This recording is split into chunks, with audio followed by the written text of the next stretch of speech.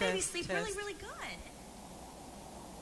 Or this. Make sure Timmy wears the blue shirt. If he does. Or even this. And for my birthday, which is next month, I'd really like some. Do you have trouble listening or retaining information from your wife? You could be suffering from spousal selective listening, or SSL. With SSL, valuable input is intercepted or scrambled before it reaches critical learning center of the man brain. Virtually anything can trigger it, like sports, food, even shiny objects with buttons. Fortunately, there is help with Heritol.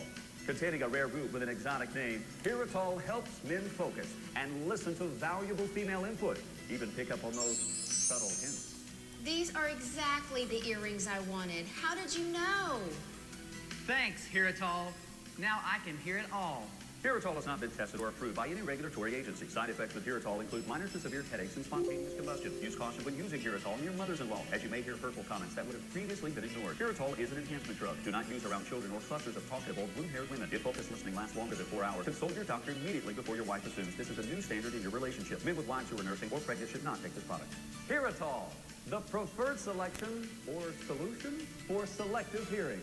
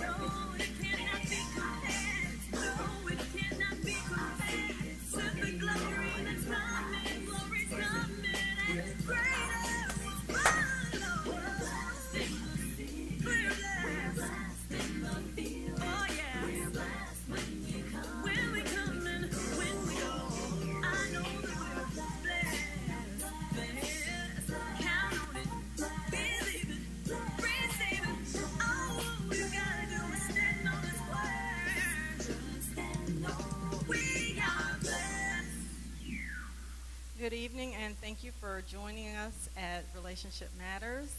You matter to us, and we want to make sure that your relationships matter to you and that you know what to do and the things to look for in your relationship, to see where you need to build, and also to cultivate relationships with not only your spouse but also your family. But tonight we're focusing on the spouse, and we're talking about whether you need to be needed or loved, because those are two separate things. Everybody wants to be needed at times, and everyone wants to be loved at times. And the really key thing in a relationship is making sure that your spouse feels both loved and needed. So we're going to talk about that tonight. And right now we're going to start with a word of prayer. Heavenly Father, we just thank you for allowing us to come into the homes of the people. Lord, we thank you for the word that you have given us. Lord, we thank you for relationships, because no one wants to be alone. No man is an island. We all need each other. And we thank you for giving us relationships. We thank you for the most important relationship, and that is the relationship with Jesus Christ. And we just pray that something will be said tonight, something will be heard by someone that will allow them to seek a deeper relationship with Jesus Christ, but also to seek a more meaningful relationship with their spouse and their family. So we, again, thank you for this opportunity. Please let the words from our mouth and the meditations of our heart be acceptable in thy sight, for you are our strength and our Redeemer. Amen. Amen. Amen. And we just thank God for you being with us tonight. We know that each week we've been getting messages from everybody that says how much you enjoy Relationship Matters, and we just thank God for your presence. We thank God for all of you who are always giving us positive information, comments, and just basically saying, hey, this is something that we need and appreciate, and it is a blessing to be part of this ministry. And our prayer is that throughout this ministry, that lives are changed, and that people's lives are just brought brand new and afresh. Amen. Amen. Amen. Amen. It's so good to see Lady J in the house tonight. She's so beautiful. Mm-hmm. Listen, let me ask you a question. Is it more important to be loved, or is it more important to be needed? And one of the things that we see in relationships is that people may start out looking for love, but they desire, more importantly, to just be needed. And that becomes a problem, and that persists to be, people will stay in a marriage because they're needed, not because they're loved. That's correct. And they'll make sacrifices that they shouldn't have to make in that relationship because they desire to be loved, but they can't get it, so they'll satisfy themselves with just, he needs me, she needs me, versus they love me. I asked Lady J on the way over here, I said, what's more important, that we be needed, or that we be loved? And so there's some things that we want to talk about tonight that deals with neededness and love, and I just want us to be able to get into that tonight. Were you able to put together? Look at you. You are awesome. Awesome. And so, as always, if you have questions, if you have comments, if you have concerns, and you say, Pastor C, I don't know, Lady J, I need your advice, we are here. Just send us, whatever meeting you're watching, send us a comment or a question, and we'll be more than happy to answer that question for you. But tonight, let's go to the first slide, and let's talk about the difference between needed and love. Needed and love. Well, each person in a relationship is going to have needs, and the challenge is for the spouse to recognize the needs of the other. You may not always be able to tell your spouse the things that you need. Sometimes spouses don't want to have to tell you what they need. Sometimes they want you to be that in tune with them that you can see what they need. But if there's a time that you really want that person to recognize your needs and you really want that person to just see what you need because they love you, but you see that they don't see, then that's the time that you want to actually let them know what you need. Because while, yes, it would be deeply romantic for that person to just look at you and know exactly what you need, you have to remember that that is a human, just like you're a human. And you don't want that person to, you don't want to feel anger at that person just because they don't understand what you need. So you do need to communicate. You need to communicate your needs.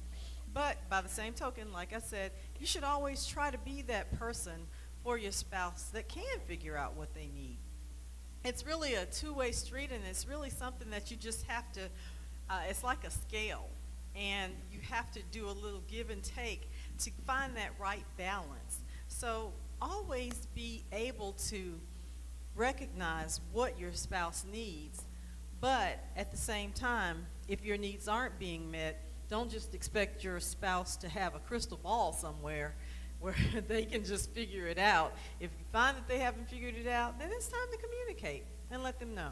I agree. I think, I think people have identity crisis in marriages, and what they do is they don't know who they are. They say, I do, but I don't know who I become after I do. Right. And they have an identity when they are dating. I'm the boyfriend, I'm the girlfriend, I'm the fiance. I know my role, but now I'm married, and now my role changes. Now you intermix kids, my role changes. You intermix jobs, my role changes. And then you go through challenges in the relationship, and I think what happens really is a lot of times that the relationship changes and shifts, and your roles and your identity shifts. And so people have needs based on their identity. Right. If I am the husband, I've got needs. If you're the wife, you have needs. But then if you are the caregiver, you got needs. If you are the protector, you got needs. If you are the breadwinner, or wherever role you play, each role has needs in order for you to perfect what you're doing in that role. That is correct. And it's up to both people to try to figure out, because when you're in a relationship as a boyfriend and girlfriend, many times you've had boyfriends before, you've had girlfriends before, so this isn't your first time being the boyfriend or the girlfriend.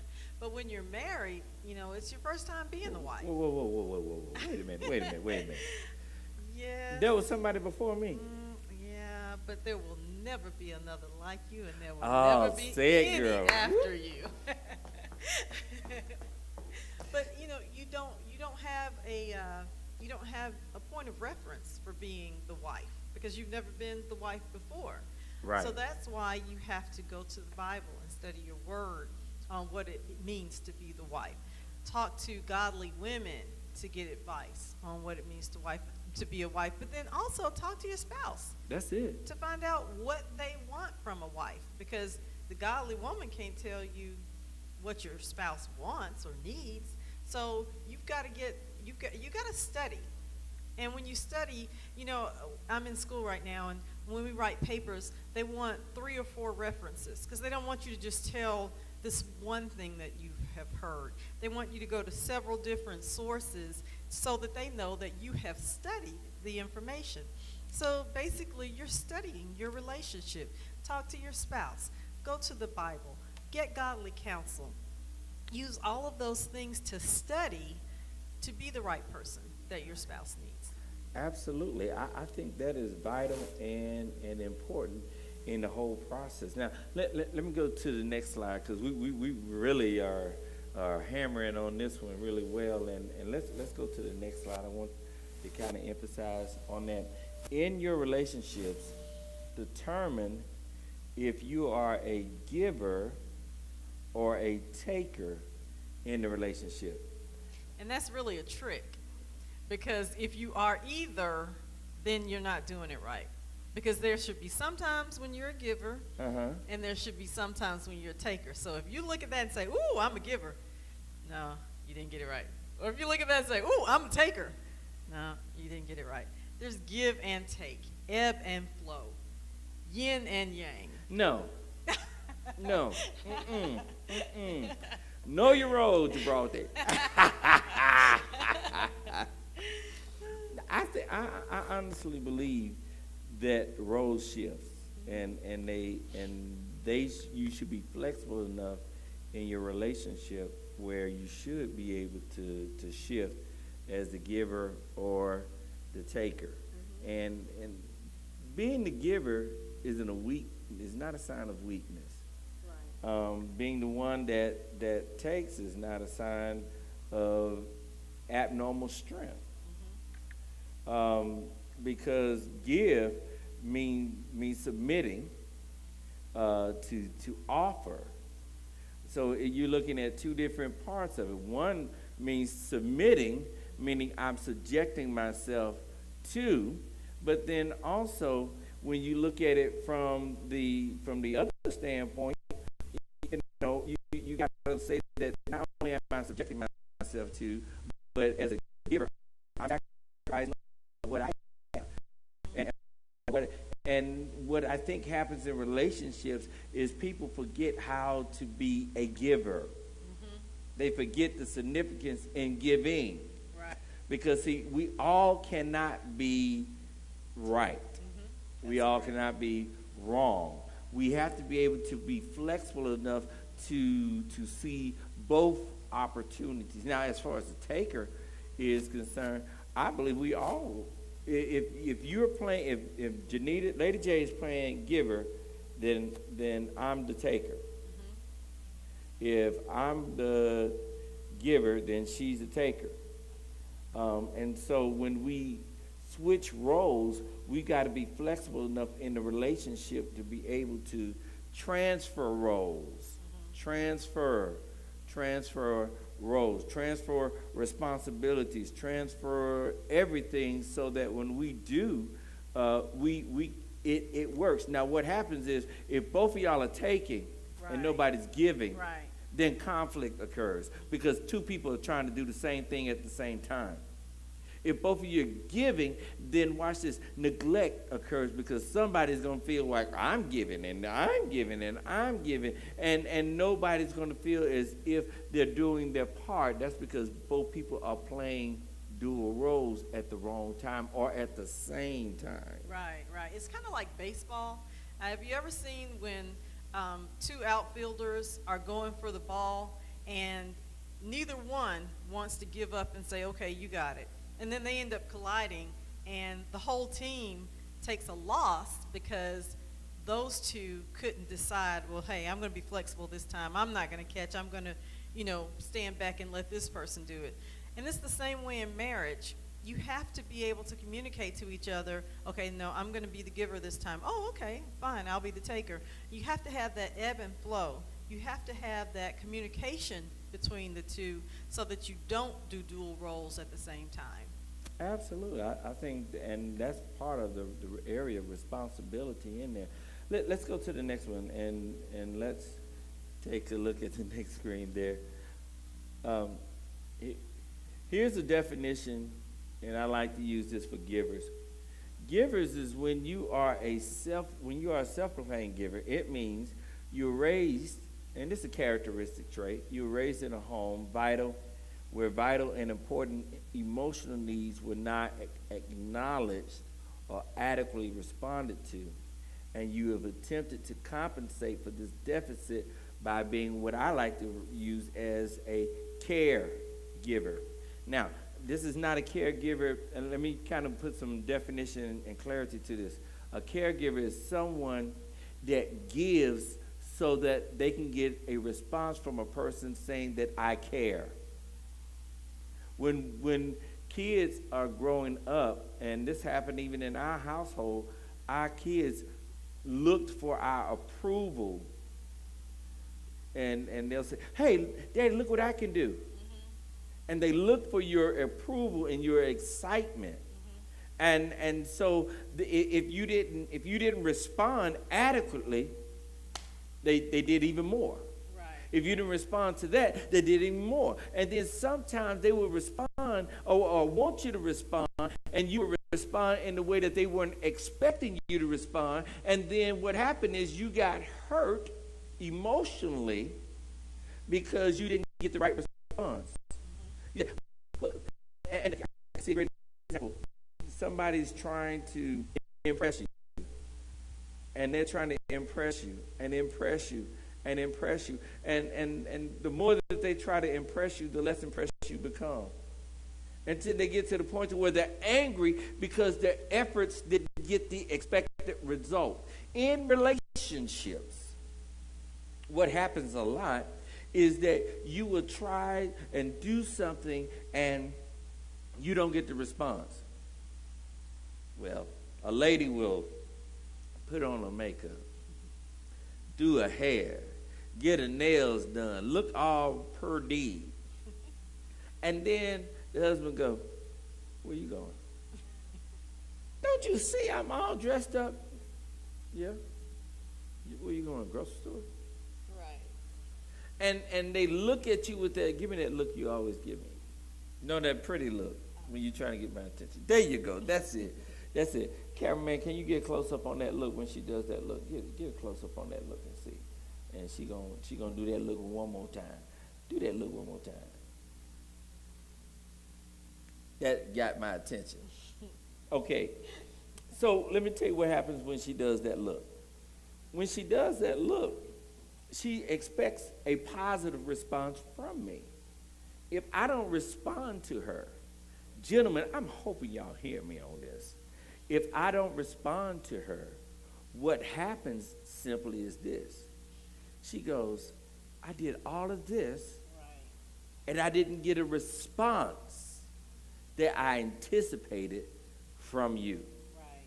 And so now she's angry because not because you done something real, well, you actually have.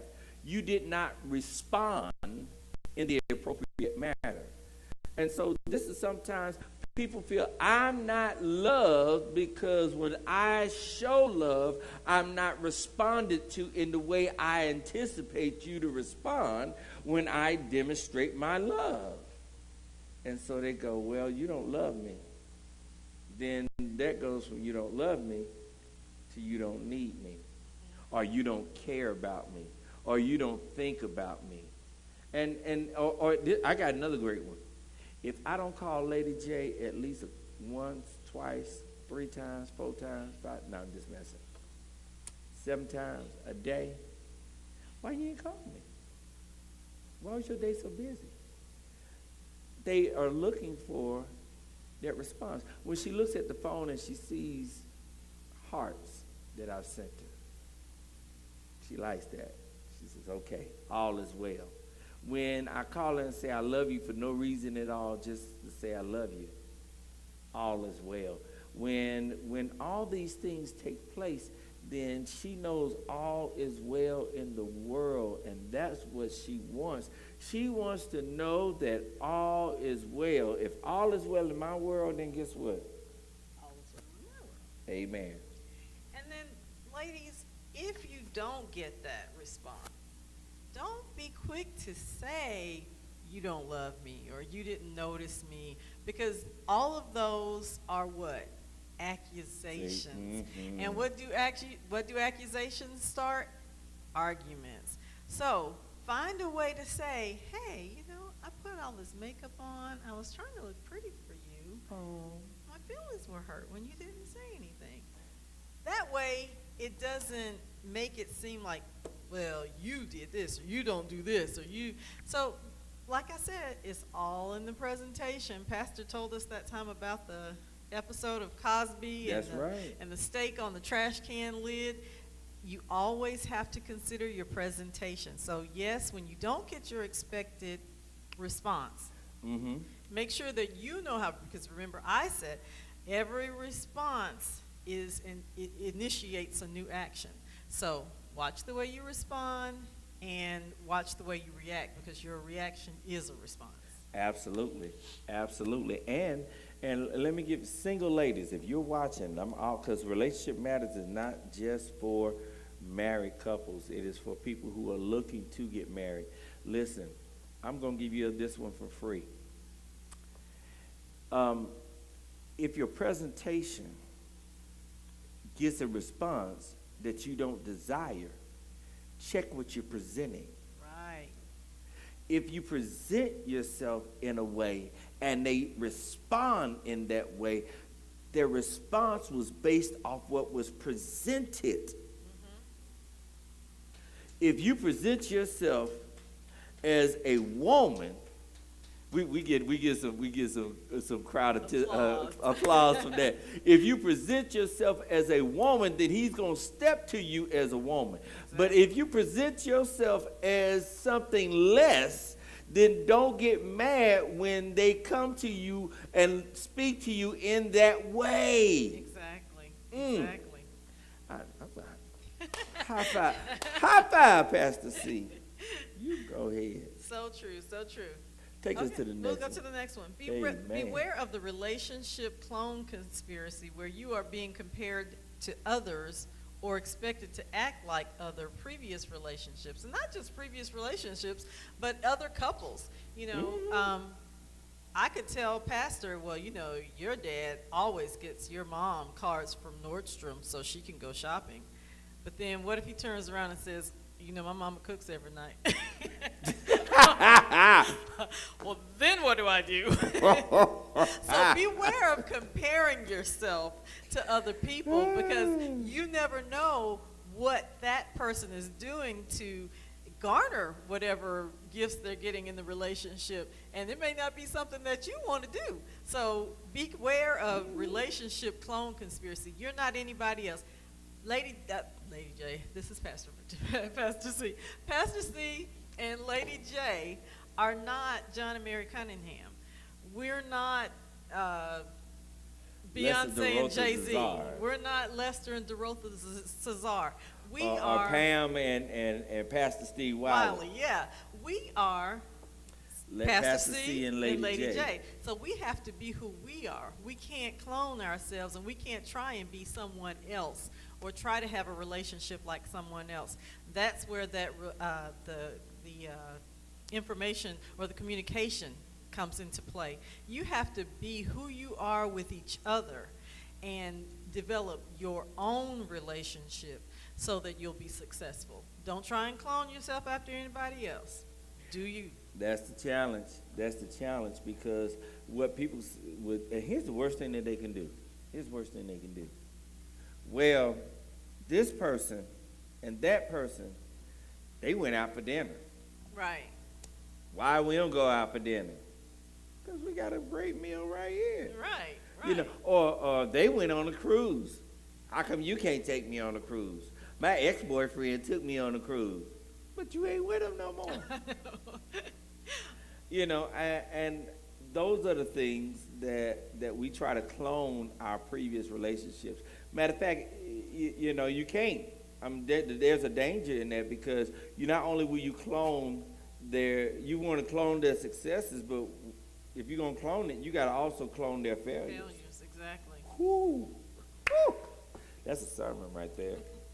Amen. I like that. Amen. Amen. Go right ahead, AVT. How do you handle a non-reciprocating mate who is not giving, caring, or affectionate? How do you overcome their defenses? That's a good question. If a person is not giving or caring or affectionate, first of all, you don't want to tell that person you are not giving, caring, or affectionate, because that, again, is an accusation, which is going to start an argument. However, what you can do is explain to that person, again, communication. If there is a situation where you don't think your love was reciprocated, then explain to the person how you felt about something. You don't say, well, when I did such and such, you didn't do this. You can say, I felt pretty hurt when this didn't happen, or I felt pretty hurt when this happened. So find a way to let that person know that you're feeling unloved, that you're feeling that you're the one that's giving and they're not, but don't do it by making the accusation. Do it by expressing your feelings. Always communicate feelings. If you communicate feelings, you will never go wrong. I agree, but I want to add something in there. Sure. I also want to say that I believe you can say that they're not caring, giving, or affectionate. It's how you approach this. Let me give you an example. If a person was that way, I would not come to them and say directly, you are not caring, giving, or affectionate. Right. I would approach them and say, I have needs Right. that I feel may garner special attention. And nobody else can give me that special attention but you. And I like when you give me that special attention, and so I'm spoiled. Because when you look at me that way, I get excited. And so when you don't look at me that way, I'm thinking something's wrong. And you'll tell me nothing's wrong, but something's not right when you're not looking at me that way. And so to help me not misinterpret you, just don't stop looking at me that way. And so I can get, and so the message I'm sending comes out, well, I need to make him feel this way so he doesn't feel that way. So what I've basically done is says, well, you're not giving, caring, or affectionate, but then now I've opened the invitation for them to be affectionate through the fact that I'm stating my needs. And if you don't define your needs in a relationship, then what happens is the person who's supposed to love you may not know your needs and overlook your needs, and then you'll go, oh, I'm not needed. My needs are not being met. Right, like we were talking about in the beginning. You have to communicate. You've got to communicate your needs. Absolutely. While it would be absolutely beautiful, fairy tale, true to have someone that knows everything you need. They say God bless you before you sneeze because you said, but that's not real world. You have to communicate those needs. Absolutely. Take us to the next one, Brother Jerry. A lack of self. Yep, a lack of self. Knowing who you are in a relationship, a lack of self, we were reading that at the same time, keeps you trying to fill the hole in your soul at any cost with any unsuitable partners who highlight core insecurities you've retained throughout your life. When you have a lack of self, when you feel as if you are, and I want people to see me when I say this, if you feel that you are not needed or not loved, that creates what I like to say a lack of self. And then you don't see your value in the relationship. And watch, that creates a void or a hole. And what people try to do, and I'm going to tell you this, and hear me out. This is how infidelity comes into relationships. This is one door, one avenue. That hole is tried to be filled with something that's not supposed to be there. It's a round hole, and you try to put a square peg into it. It doesn't work. And so you don't get fulfillment. What you do is you get attempt. I'm trying to fill a void, but it's not filling the void. And then what happens a lot of times is people go into their mental capacity and look at previous relationships, or they look at previous situations, and they try to fill that void, and that void cannot be filled. what you have to do to fill the hole is replace it with what left. So go to the mate and say, hey, listen, I'm missing this. This is something I'm missing out of the relationship. I used to have it, but now I don't. What happened? How do we fix this? Because the boy is hurting me. Go on, ladies. And the most dangerous thing you can do is share that void on Facebook. Woo! Drop the bomb. Because believe me, the enemy is reading Facebook daily, and they are looking for that little space that they can try to crawl into. They know they don't fit, but they're going to try it anyway. So I've seen Facebook statuses before, or this is another night I'm sitting here alone, or I wonder where he is right now. And believe you me, the person who calls you or inboxes you or starts to try and buddy-buddy with you, they literally do not mean you any good. They just know, ooh, there's a hole. Trying to fill it. They have a hole. Let me go and try and fill that hole right quick. You know what? Can I tell you another secret? Dogs dig holes to bury bones. Yes. I'm telling you, that went over a whole bunch of folks' head. Okay? Dogs dig holes to bury bones. And watch this. They know exactly where to dig the hole. They know exactly where they dug the hole and where they left the bone. And so what happens is this, fellas, if you're watching tonight and this is helping you out, I want you to respond. Listen, be careful about how you reveal that you have a void or a hole in your life, because a dog ain't got to dig a hole to put the bone in. They'll look for a hole, an empty space to place their bone in and try to cover it up. Yep. Infidelity. Exactly. And that actually bird syndrome.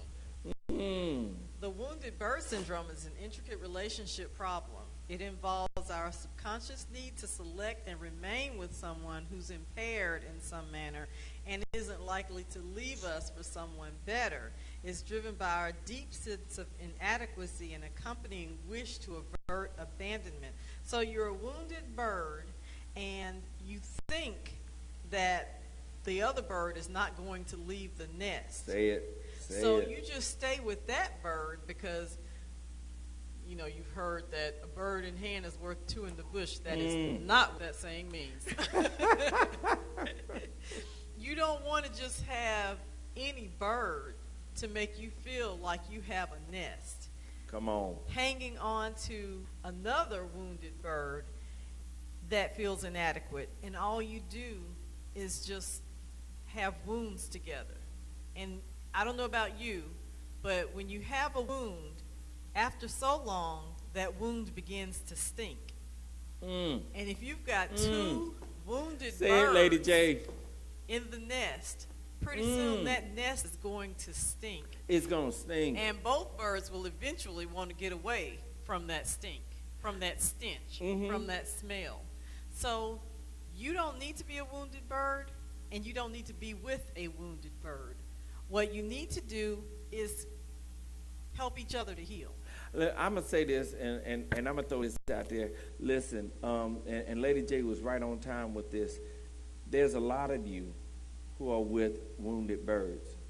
And let me tell you, he needs me. I saw the other day, I was watching some videos. It was an old video of Richard Pryor and Maya Angelou. Yeah, Richard Pryor, Maya Angelou. That's an odd combination.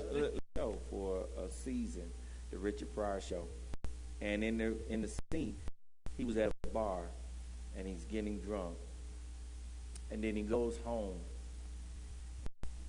falls in the doorway,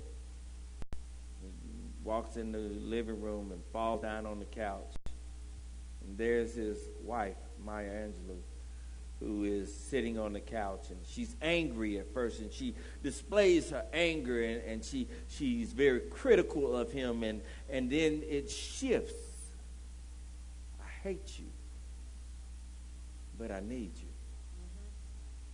and I love you. I don't mind all your flaws, and I don't mind all the fact that you're hurting my family and that you're not paying the bills because on Friday you take the check and you spend the check at the liquor store or nowadays at the strip club or hanging with the fellas or at the casino, and then you come home with nothing, and then when you come home with nothing, she's there expecting, waiting you to come, and you don't have nothing to give her, and what happens is she goes through these emotional things because she's taking care of a wounded bird. See, you thought the woman was the wounded bird. Actually, it's the man and his insufficiency and his inability to be able to sustain and restrain himself from going out and doing those things. Or it could be the opposite, where it's the lady who's unable to restrain and constrain herself from doing those things. And what happens is you are in what people say an imbalanced relationship, but what it is you're trying to care for a wounded bird because you said, I'm the only one that can heal her. And you have no healing powers. I'm the only one that can care for the bird, and you have no ability to show the right amount of care with medicines and trying to mend that bird so that it gets stronger again. And instead of getting stronger, it gets weaker and weaker and weaker. And there are times where you don't even know if the bird is going to come home to the nest that night. You don't even know if the bird is going to return to you. You don't know if the bird is wounded but yet going to another nest with other wounded birds and trying to nest in another nest. And what happens is you don't understand why you stay in that relationship. It's because you feel you're the only one that can help that person, and you move from being in the position of love to the position of being needed. He needs me. He may not love me. He may not treat me fairly. He may, and watch this, you'll stay in it because you feel like if you leave, you fail him and he will fail. Well, the failure has already taken place. Yeah, exactly. Oh, Jesus. Let me stop. No, the failure has already taken place. And what you're trying to do is you're trying to play God. Right. When you should have turned that situation over to God. Can we help somebody tonight? What you're trying to do is be just like God. God, and watch this, you're trying to be faithful to a fool. Give me some high five. Ooh, faithful to a fool. Watch this, that doesn't understand what he has. And until he submits himself to God, or she submits herself to God, then the relationship is always going to be a person trying to care for a wounded bird. That's like a blind doctor trying to do surgery on a patient that ain't even on the bed. Jesus. Pastor, you own it tonight. Okay. I'm sorry. I'm sorry, because see, too many of you are wounded in wounded bird syndrome relationships. You are trying to help people that can't even help themselves. It's like trying to find a rock and make that rock talk. It's like beating a dead horse. Beating a dead horse. You can beat that horse till the cows come home, but if it's dead, it's dead. It is dead. Oh, one person in your relationship, and it's not them. It's you. It's you. You can only control one. And when you're unable to control that other, then turn that other person to the one that can control. Exactly. Whew. Amen? The only Amen. one that has control of both birds is God. Is God. So you have to submit. Jesus. And you have to get that person to submit to God. That's right. And that makes so much sense. That is so much sense. I want to go, but let me say this one more thing. Here's another thing about a wounded bird. Watch this. A wounded bird doesn't know that it's wounded. See, fellas, let me help y'all out. You're a wounded bird if you look for satisfaction. Instead of going home to your wife, you go to the strip club. You're a wounded bird. because you're wounded because, watch this, there is a hole and a void in you that hasn't been fulfilled, and you're looking for a fantasy to fill the hole. When you have your mate at home and you need to go to your mate and say, baby, I've got a hole inside of me. I don't know where it came from. I don't know how I got it, but the only person that can help me fix this is you. Exactly, exactly. Not Black Diamond. Sapphire, not Cavassier, E&J, not that weed. It doesn't fill the hole because an emotional hole cannot be met with a physical fulfillment. Fulfillment, meaning purposely filled. Fulfillment. That's really what fulfillment means. Purposely completed. Purposely completed.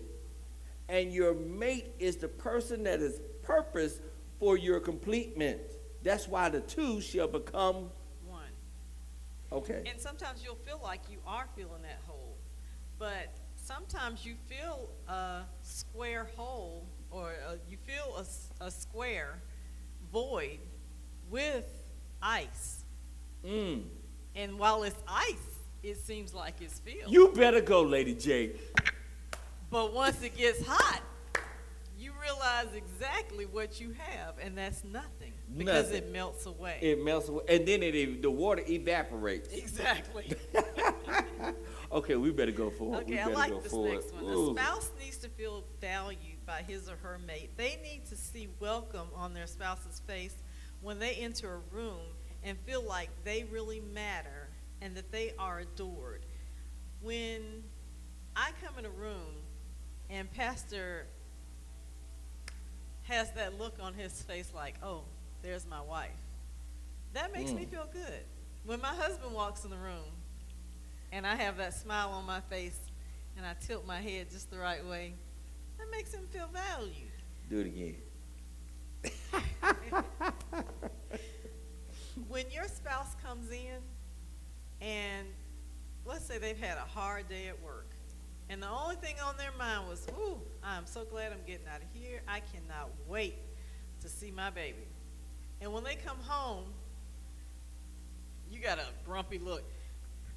It's almost 6 o'clock. What took you so long to get here? No. When your spouse comes home, today, as a matter of fact, I had a trying day at work. And when I walked out of the building, the first thing I saw was my husband's smile. And that just turned everything around. Always have that smile for your mate when you see them, because you don't know what kind of day they've been through. They don't know what kind of day you've been through. And when you show up and you smile, that says, hey, you know what? He couldn't wait to get to me. Or she couldn't wait till she got home. So give your mate that welcome. Don't be grumpy. Be glad that they're there, because they may not have been there when you got there. So be happy and be appreciative that person is there for you. And make sure that they feel valued and loved. That is so important. That is so important. Let me give you a couple things. We're going to give you 3 things that's really going to help you shift from feeling that feeling of needed to loved, and how to make that proper shift. First thing you need to know how to do is open up your heart. Open up your heart. You need to initiate meaningful conversations all the time. Initiate meaningful conversation. And then give the gift of your presence. There's no more important gift than you can do by giving the gift of your presence. Being there says so much. It not only does that work for your mate, but it also works for your kids. And they want you there. They want you there. We were supposed to start this second season of Relationship Matters a few weeks ago, but our son had a game. Right. And did they win? They didn't win. But what made the difference? We were there. Exactly. Our presence showed our heart. third thing is open up your love valve. Now, this is important because everybody has a love valve. Those out there in the audience say love valve. Those on YouTube, any of our social medias, Facebook, Twitter, say love valve. You need to learn how to turn it on.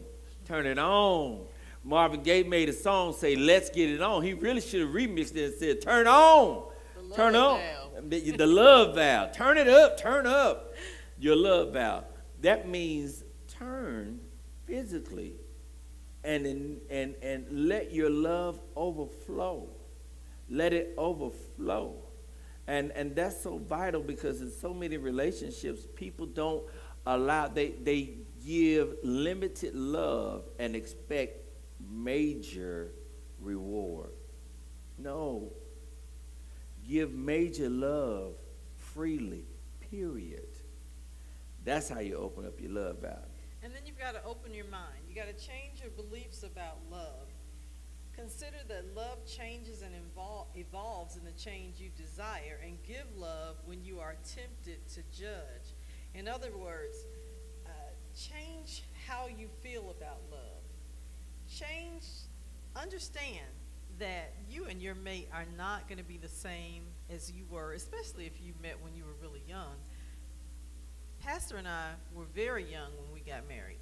And if I still acted like that now, first of all, I'd be a major disgrace. Second of all, that would mean I would be very immature. So just know that your love is going to change. It's going to mature. There are certain things that you did when you were younger that you won't be able to do when you get older. You'll be stiff and sore. No, just kidding. No. Well, that's the end of the breakfast. Know that there are you're going to have different things that you care about, different things that you need. So know that your love is going to evolve and change with time, and you're not always going to be that person you were, but don't be tempted to judge people. You know, if you've changed differently from your spouse, then let that person catch up, or you catch up with your spouse. Yeah. Don't just say, "Oh, I can't believe you did this," or "I can't believe she." No. Don't judge. Just love. Say, "You know what? They didn't do this, but you know what? He's so cute." I know. I'm gonna throw something in there on you on that. Did you finish? Yeah. You did the I was third done. one? Yeah, The give judge. love. Yeah, we're just on the Okay. judge. Fellas, listen closely tonight. You change. My six-pack is more like a caravan of beer trucks now. But I like caravan. That's right. That's right. And I've changed. The other day I noticed I had gray hair. I noticed I'm changing. And I was like, okay, does she love me? With all these changes? Yeah. Because you know what? The one thing that remains constant is love. Exactly. Not the change. So when I look at my wife, nothing's changed on her. She's still super fine, sexy, beautiful. Now me, like I said, You still look good. I know, but expect change, but Right. appreciate change. Change. Exactly. Love the change and tell them that you love them while they're changing.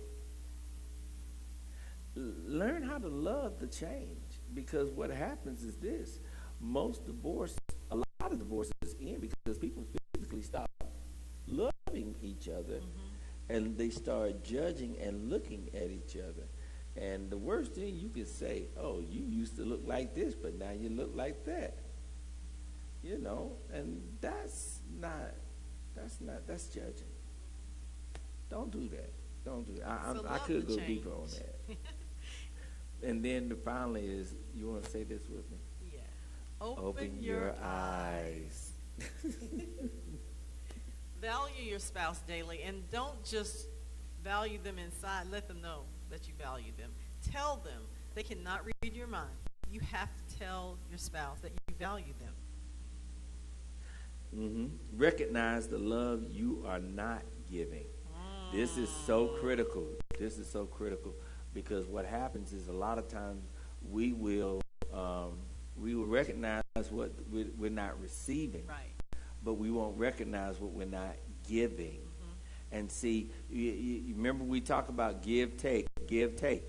Okay, so you got to understand that you play both roles and everything at the same time.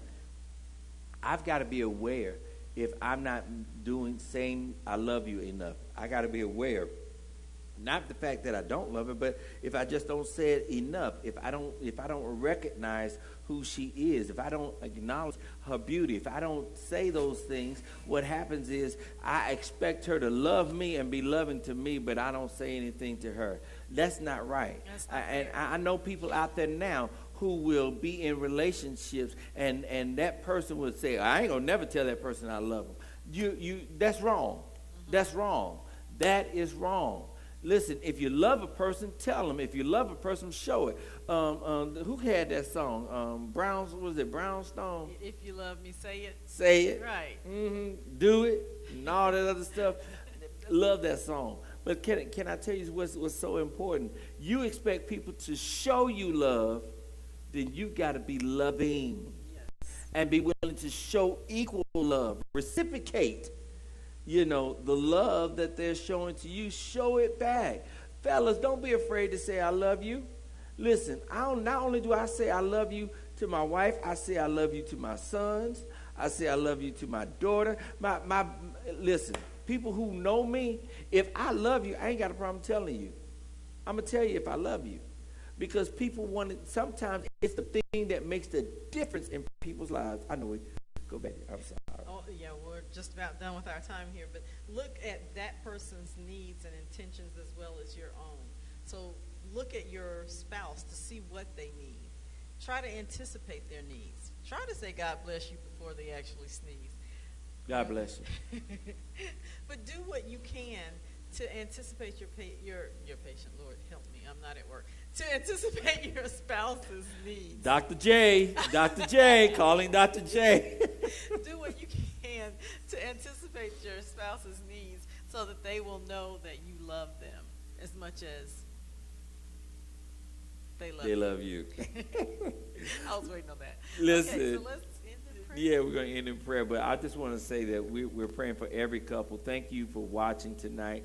Another episode of Relationship Matters. We hope that this matters in helping your relationship grow and develop because it's all about building better relationships. And as we are getting towards the end, next week we need for you to be here. In the next couple of weeks, we're going to have some special guests that are going to be with us, and we're going to be interviewing them and having discussions with them and having others join in the conversation. And if you would like to be part of the conversation, I'm looking for individuals out there that are willing to be part of the conversation, whether you're in Oklahoma or out of Oklahoma. We got the technology to interview you right where you are. Just inbox me and I'll give you the subject title and we'll do some live counseling right here on Relationship Matters. We love you. Our prayer is